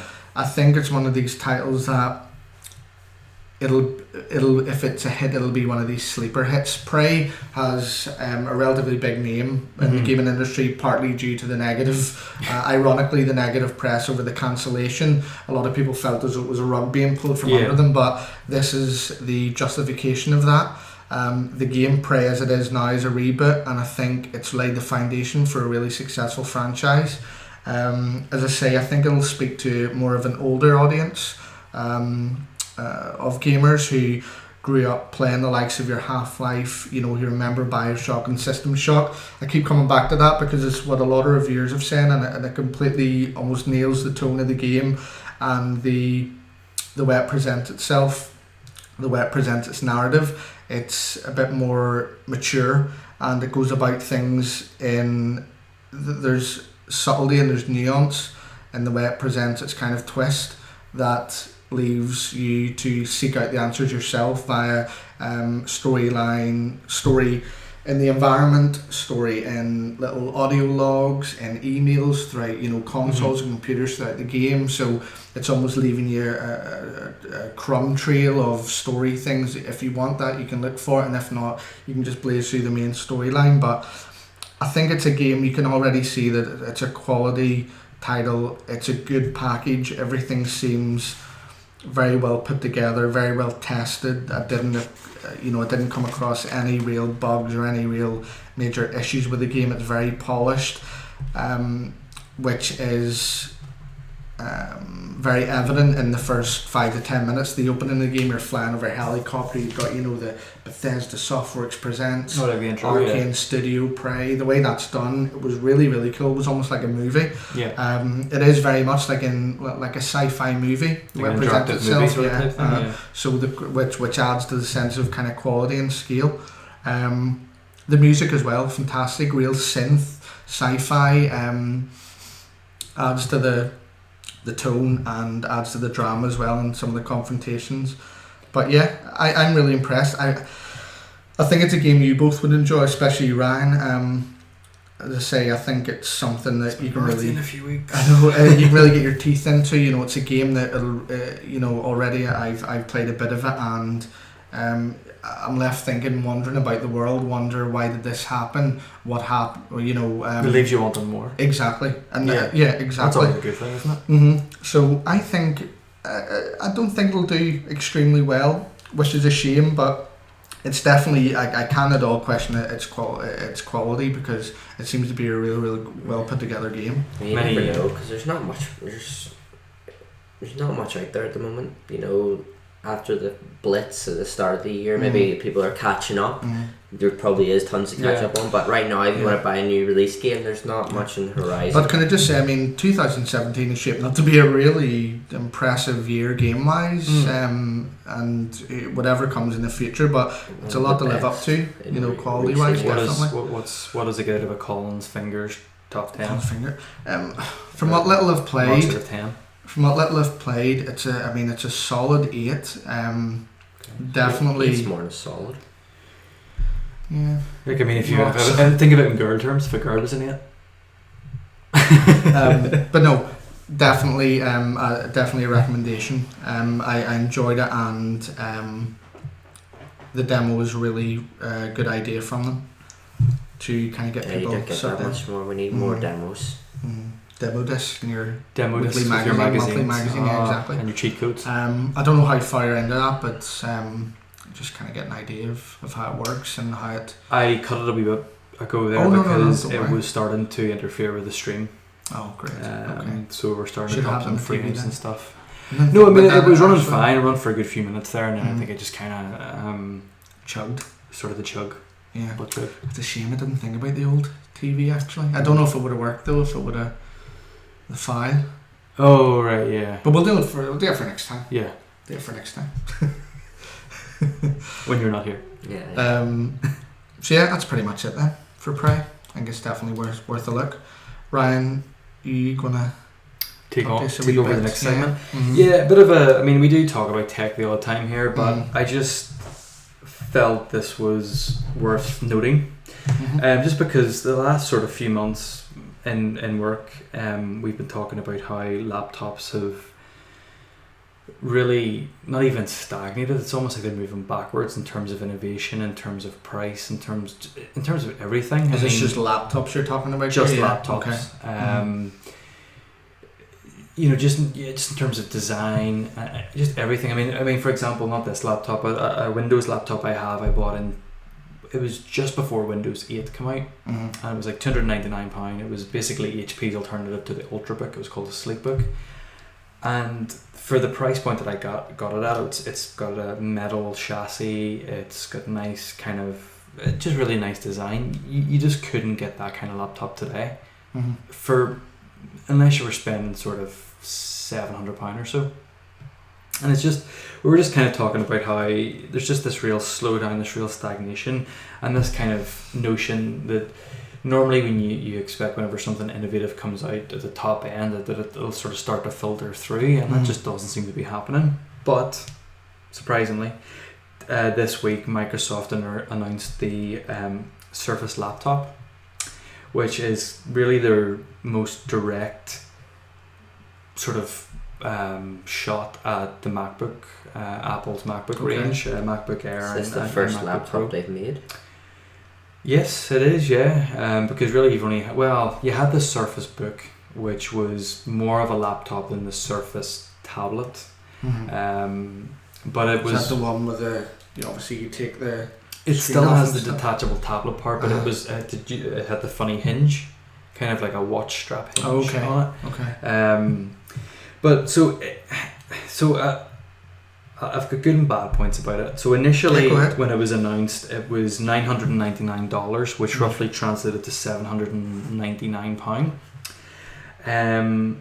The laptop the battery life can last far longer than Apple's 12-inch MacBook, their sort of new MacBook. So the battery life's 14.5 hours. So 2 days worth of work really. It's quite a lot, isn't it? Actually? It is, yeah, 14 and a half hours. This is where it sort of starts to go awry, but I'll come back to it. So every Surface laptop will come shipped with Windows 10 S, which is Windows' new operating system, which is Windows 10 Lite, effectively. Okay. Which basically only accepts app installs from Microsoft's own Windows Store. That's strange because Windows' whole ethos was very much open. To... Yeah, well, I'll come back to it. Sorry, so go ahead. The ability to switch... You do have the ability to switch from Windows 10 S to Windows 10 Pro. But it will cost you an extra $49. It will not be free. Basically, I'll come back to it. The colours are interesting. We've got burgundy, platinum, cobalt blue, and graphite gold. Graphite gold, yeah. That sounds like Tiny Tempest car is going to be a graphite gold. Interesting colour combinations. Like there's no kind of just plain Jane colour, like just a plain silver. They're very much look at my new toy. Yeah, isn't it? So that's really because of the design. So the lid, the top part is aluminium, like you would expect in most high end laptops, but sort of still sticking with that Surface ethos. The bottom section, the bottom part and keyboard is made from Alcantara.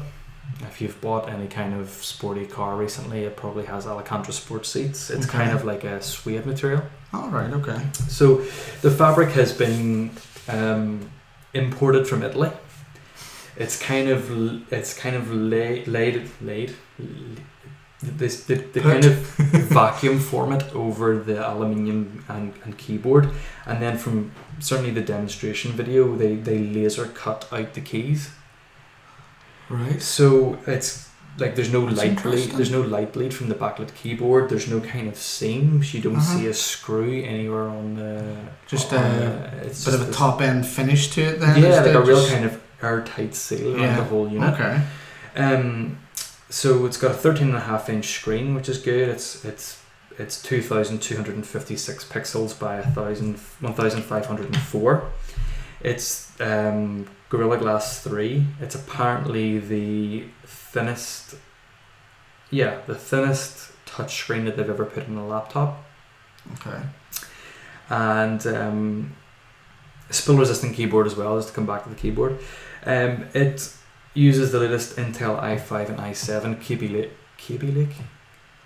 Lake processors, up to 512 SSD storage on board and as much as 16 gigs of RAM. Wow. Pretty thin as well, 14.48 millimeters thick, so 1.4 centimeters at its thickest part. It's kind of like a Mac. From what I've seen, it's kind of like a MacBook Air. It's got a sort of wedge shape to it. And what size is it, sorry?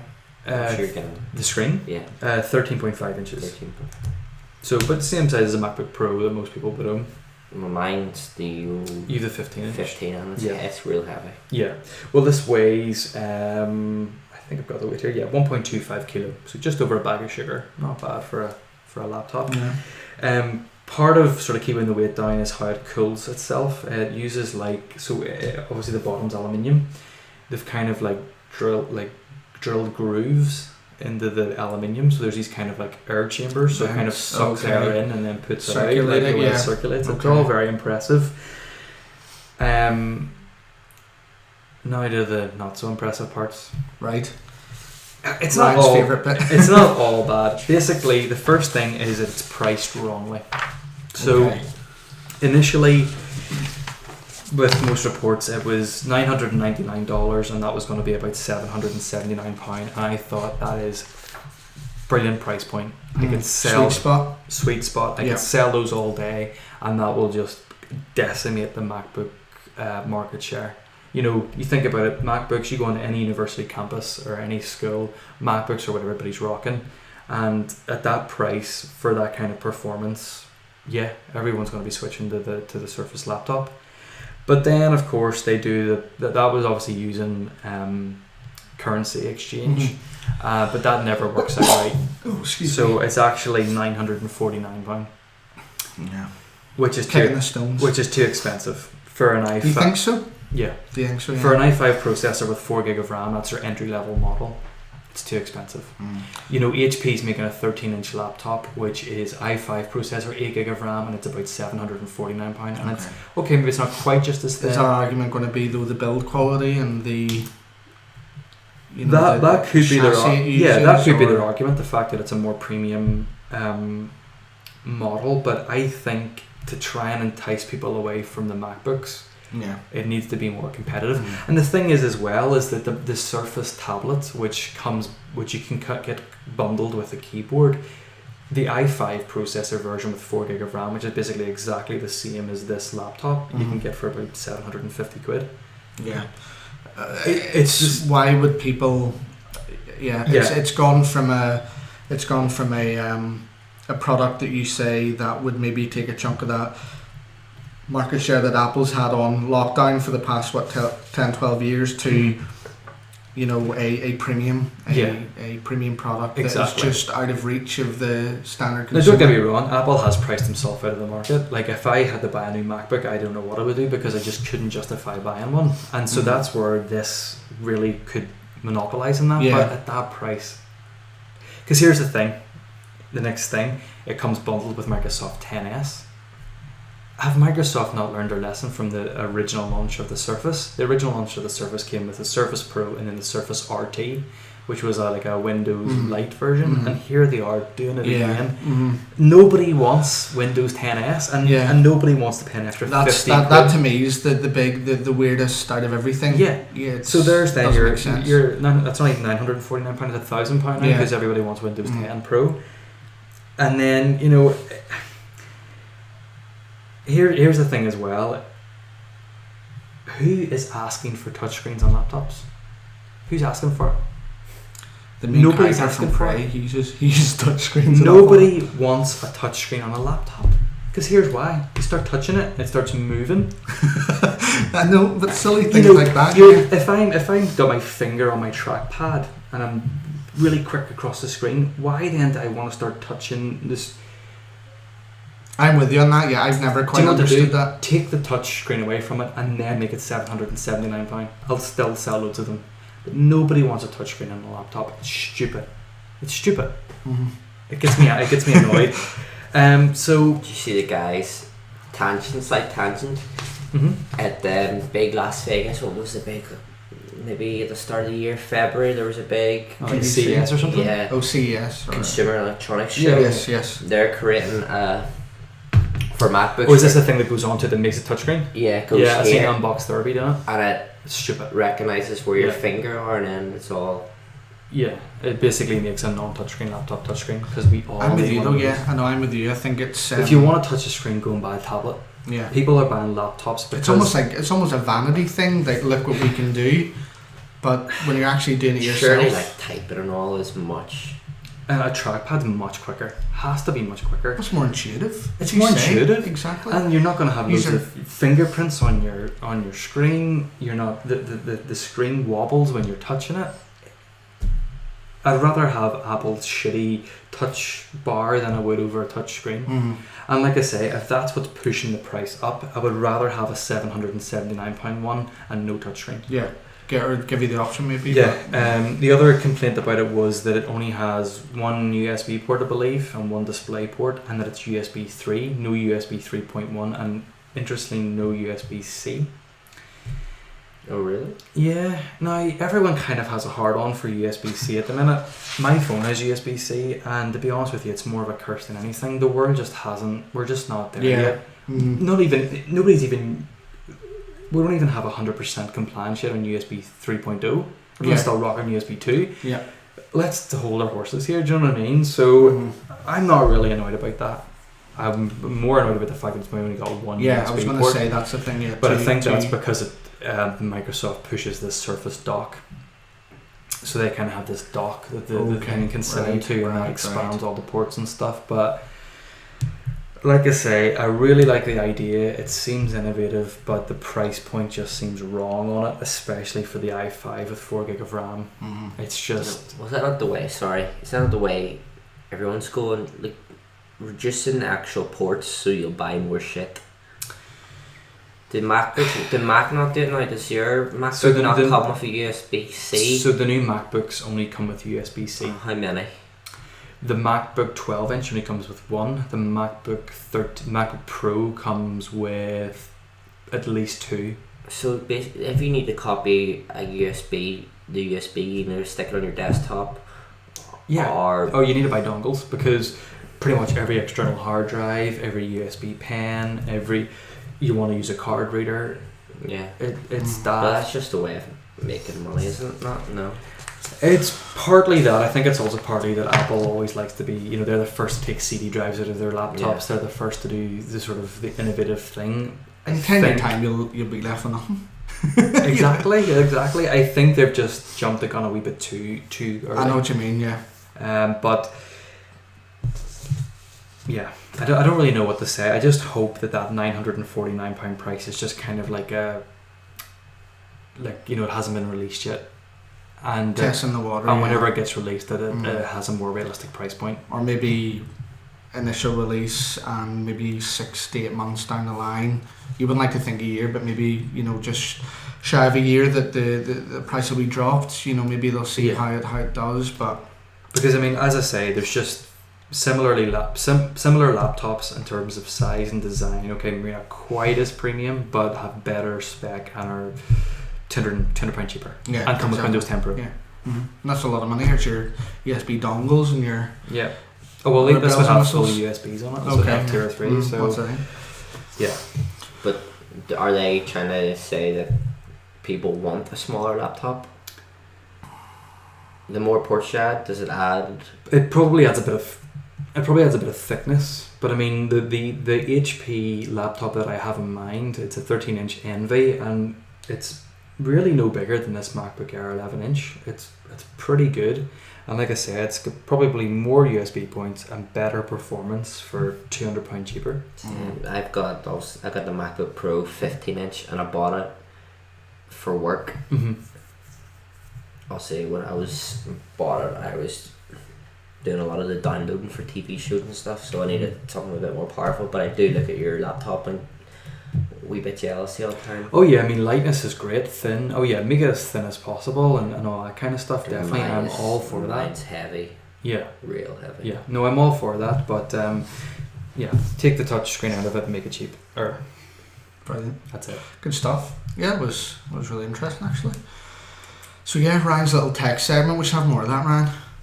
So we should. Yeah. Everyone needs a laptop. Mm-hmm.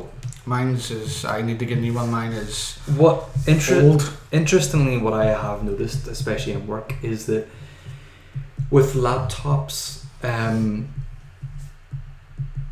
it seems to be more of a chore to people when they come in to buy a laptop now. It's more of a necessity. Do you know what I mean? Yeah. It's more no, like... I completely agree It's with more you. like, I need my laptop packed and I need to buy a new one. It's Yeah. not like a fun thing Yeah. anymore. And so if we can get it back to that would be Just great. leave it. Yeah. I'm already sleeve if anyone watches. IGN. Shout out. Podcast unlocked. IGN, follow us, retweet us. So yeah, I think that's pretty much it then. Yeah. The main body of the episode. Blooming frustrated I didn't think of putting that prey footage on the TV, but that's a lesson learned. Well, yeah. I mean, people at home seen it. Yeah, good stuff. But recommendations quickly, guys. I mean, Just, Glenn said that he could see it and it was all good. good stuff. Cheers, bud. I didn't get to see it. Well, instead of playing stupid Zelda looking for seeds, Stupid stuff. Alright, come back to me when it's winning all the awards. I'd rather sow a seed than look for them. And on that note, but yeah, recommendation, guys, quickly, just to wrap it up. If you've got one. Yeah, kind of. Kinda, okay, I'll go first. Just because I always write mine down. I'd recommend this week that people on PlayStation anyway check out Tales of the Borderlands. It's free, so there's no excuse. Telltale, probably from what I've played so far, their best title to date. Heard a lot of good things about it. It's really, really fun. I love The Walking Dead Season 1 kind of the storyline, the characters, but this is a complete departure. It's comedy. It really embraces the Borderlands humour and the characters. It works really, really well. Troy Baker and some other top game voiceover talent nail it. The writing's fantastic.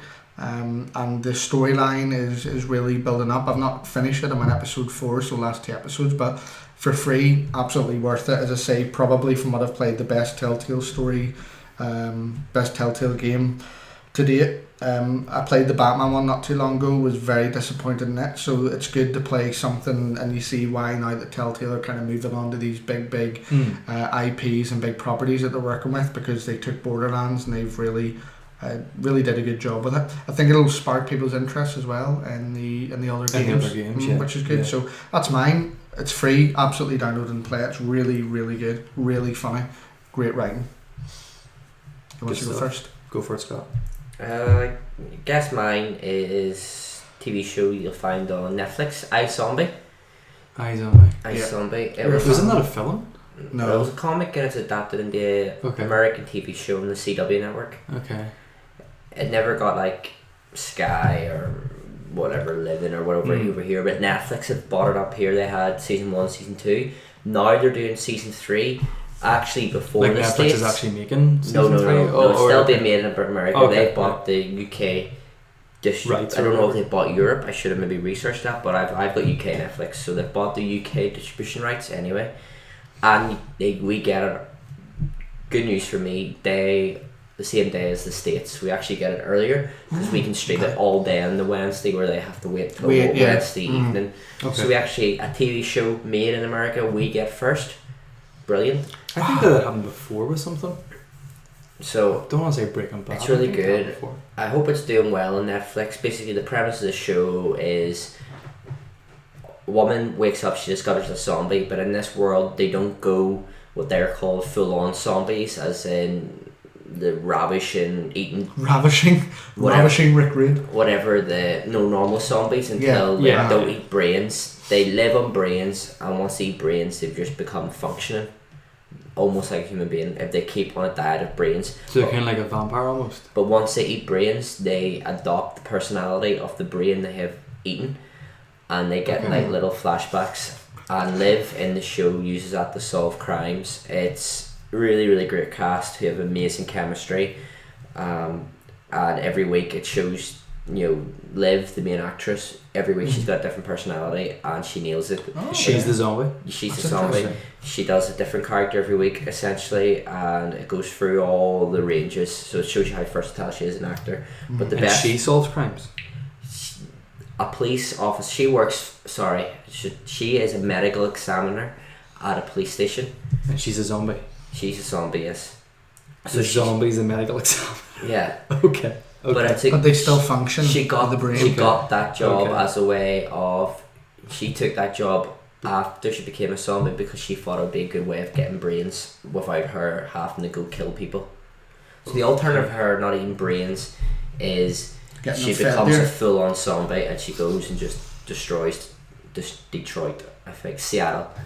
And then there's other people in the show. There's drug dealers and there's gangsters who are zombies themselves, who go around creating other zombies to create a clientele, and then they will charge the zombies big money. So to eat brains. Zombie is the term, but it's very, very far removed from So the zombies stereotypical kind of zombie. like a crack addict for brains. Well, no, they're undead. They do eat brains. They go. Are they dead or are they alive? But it's No, a they're different dead. take. But it's a different take on your stereotypical Yeah, zombie. okay. Yeah. They do go full on zombie if they get pissed off and if they don't eat brains. And the odd time, you'll Do you see them go. eating brains? I've seen a bit of it. That's the best bit of the one of the like, funniest bits of the episode is the creative way she eats brains. So like 30 seconds every episode is like a little montage of her cooking the brains and what way she's going to eat it this week. Okay. Right, okay. It's very comic book. If you've seen Veronica Mars and you like, if anyone has liked Veronica Mars, it's made by the same people, the same showrunner. It's on Netflix. Give it a try. First episode. If you've got Netflix, it's free. What you gotta lose. You might really like A it. few hours you're Good like. stuff. What The about cast you? is really good. Good stuff. It's not really a recommendation. It's more of a mob rule. Okay. Basically, everybody's watching it. So, 13 Reasons. You seen it? Yeah, I have a Scott's recommendation a couple of Was weeks it? ago. Yeah. Was it? Oh my goodness! Sorry. Well, I've only just started watching it. What do you think? It's good. It's good though to get another. It's good. Yeah, it's good. Though I'm kind of like, she's a bit of a dick. It's one of these things. Like I know in my workplace, a lot of there's very maybe few shows throughout the year that everyone talks about, and this seems to be one of them. I haven't seen. Well, it this now, is the but thing. Everyone's Snowball been Effect, sort of yeah. recommended to watch it, and yeah, it's good. It's good. I prefer him. I prefer the present. She's annoying. I'm kind of not really that annoyed. She's dead. She's a bit of a dick to everybody anyway. Just announced today there's going to be a season 2. Okay, cool. But there is some discrepancies with it. Like for example, there's a bit in it where everyone seems to have a mad thing. Spoiler alert. No. Everyone seems to have a mad thing for Joy Division in it. Okay. Okay. I was just surprised about it. About a teen drama, and so there's a bit where the Clay's talking to the teacher, and he's like trying to recall bands like that he doesn't like his dad would listen to, and he can't really remember. He's like Duran, Ultra. I'm sorry, if you know who Joy Division is, you know who Duran and Ultravox are. Do you know what I mean? So there's kind of wee discrepancies there, but no, I mean overall it's pretty good. There is some really cringy bits in it, like really like almost embarrassingly cringy bits where you like want to turn it off and burn your DVD player or your Netflix player. Like like FML, like you're 17, you're 17, wise up. No, Well, nobody gets on like that. It's anymore. just going on, honestly. There's other shows I'm kind of watching, or Rebecca's been watching, and they all talk like that. They all do. I was annoying. As a 30-year-old man, I'm just getting fed up. But well, it explains a lot. It explains Columbine. it's a real good show. I agree. I have issues with the actual suicide when it comes up and what that represents, but as a bit of entertainment, and it's hard to say entertainment, but as a part of a program, I think it's good. Drama, Rebecca says, by the way, that you don't really sell iZombie. It's much better than you make it out to be. Well, he tried so hard. good job. I don't work in marketing. Watch it. That's good. I know. I thought you got the. I think premise it's of it. just really hard to get your head around it that she's a zombie. It's a hard show to explain. She's dead, but she's holding up a 9-to-5 job. But if you're fed up with the usual take on zombies, and you may be kind of interested in zombies, you don't even have to be interested in zombies, but if you're fed up with some bit left field. every zombie thing out there, apart from Train to Busan, which I recommended weeks ago, which is incredible. Or that film where like your boyfriend was a zombie. What was that? Like a teen film, I recommend it. No, I'm just saying. Was that the one where he's like a I zombie, I know what you mean. I can't think of the name of it though. Alright, well, that's like the only other example I can anyway, think this is of. a different take on zombie. Functioning zombies who sometimes abuse that power. As I say, the best thing about it is the relationships between the characters. So she's the assistant in a morgue. There's an English guy who's from North London, and he's brilliant. You call his character Robbie, and his real name is Raoul Cooley, I think so. Okay. Anyway, and the policeman, their whole chemistry is amazing, and they try to solve these murders. She eats the brains of the murdered person, and then it creates their personality, memories. And then she uses their flashbacks to try to help solve the murder. But it's really good show. It's in its third season. It must be doing quite well, or well enough in America, and hopefully Netflix money coming in, it might strengthen it. Absolutely. Cool. So yeah, I think that's it for this week. I'll have a better recommendation for next week. Your own original one. Steve. That's how much an impression you made on me last time. It wasn't last week's, it was... You're so ahead of the curve. That was a few weeks ago, I'm so hipster.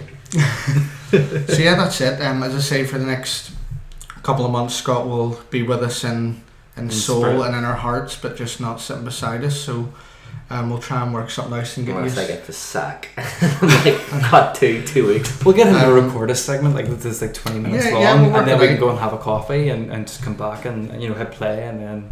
It's a good shout actually. No, we'll sort something out, but I think that's pretty much it. So. Yeah. Thank you very much, everyone. I'm going to do the wee plugs, so we're really trying our best. Oh, can I? Ryan's got something to... Am I too old for white trainers? No one's too old for white trainers. No, I feel too old. Don't be silly. You sure? You're not too old for white trainers, no. I feel old. No. The squeak as well. Oh, well, that's a bit... If they don't light up and they don't squeak, you can... That's fair game. Okay. But yeah, so as I say, we're trying our best. We're trying to get everything down as far as technical side of things, so thanks everyone for bearing with. So far, fingers crossed, it seems to be okay this week. Okay, good stuff. So really appreciate subscribe on YouTube, Ready Player 3 podcast. Scott, the Twitter handle RPT at RPT podcast. Would really appreciate a follow. So yeah, thanks very much. And as I say, we'll do our best without Scott, but we'll try and get you something worked out to get you involved. And hopefully we'll do it again next week, and maybe use the TV to show off some stuff next time. So yeah, thanks very much, guys. Thank you. Awesome. All right. Bye.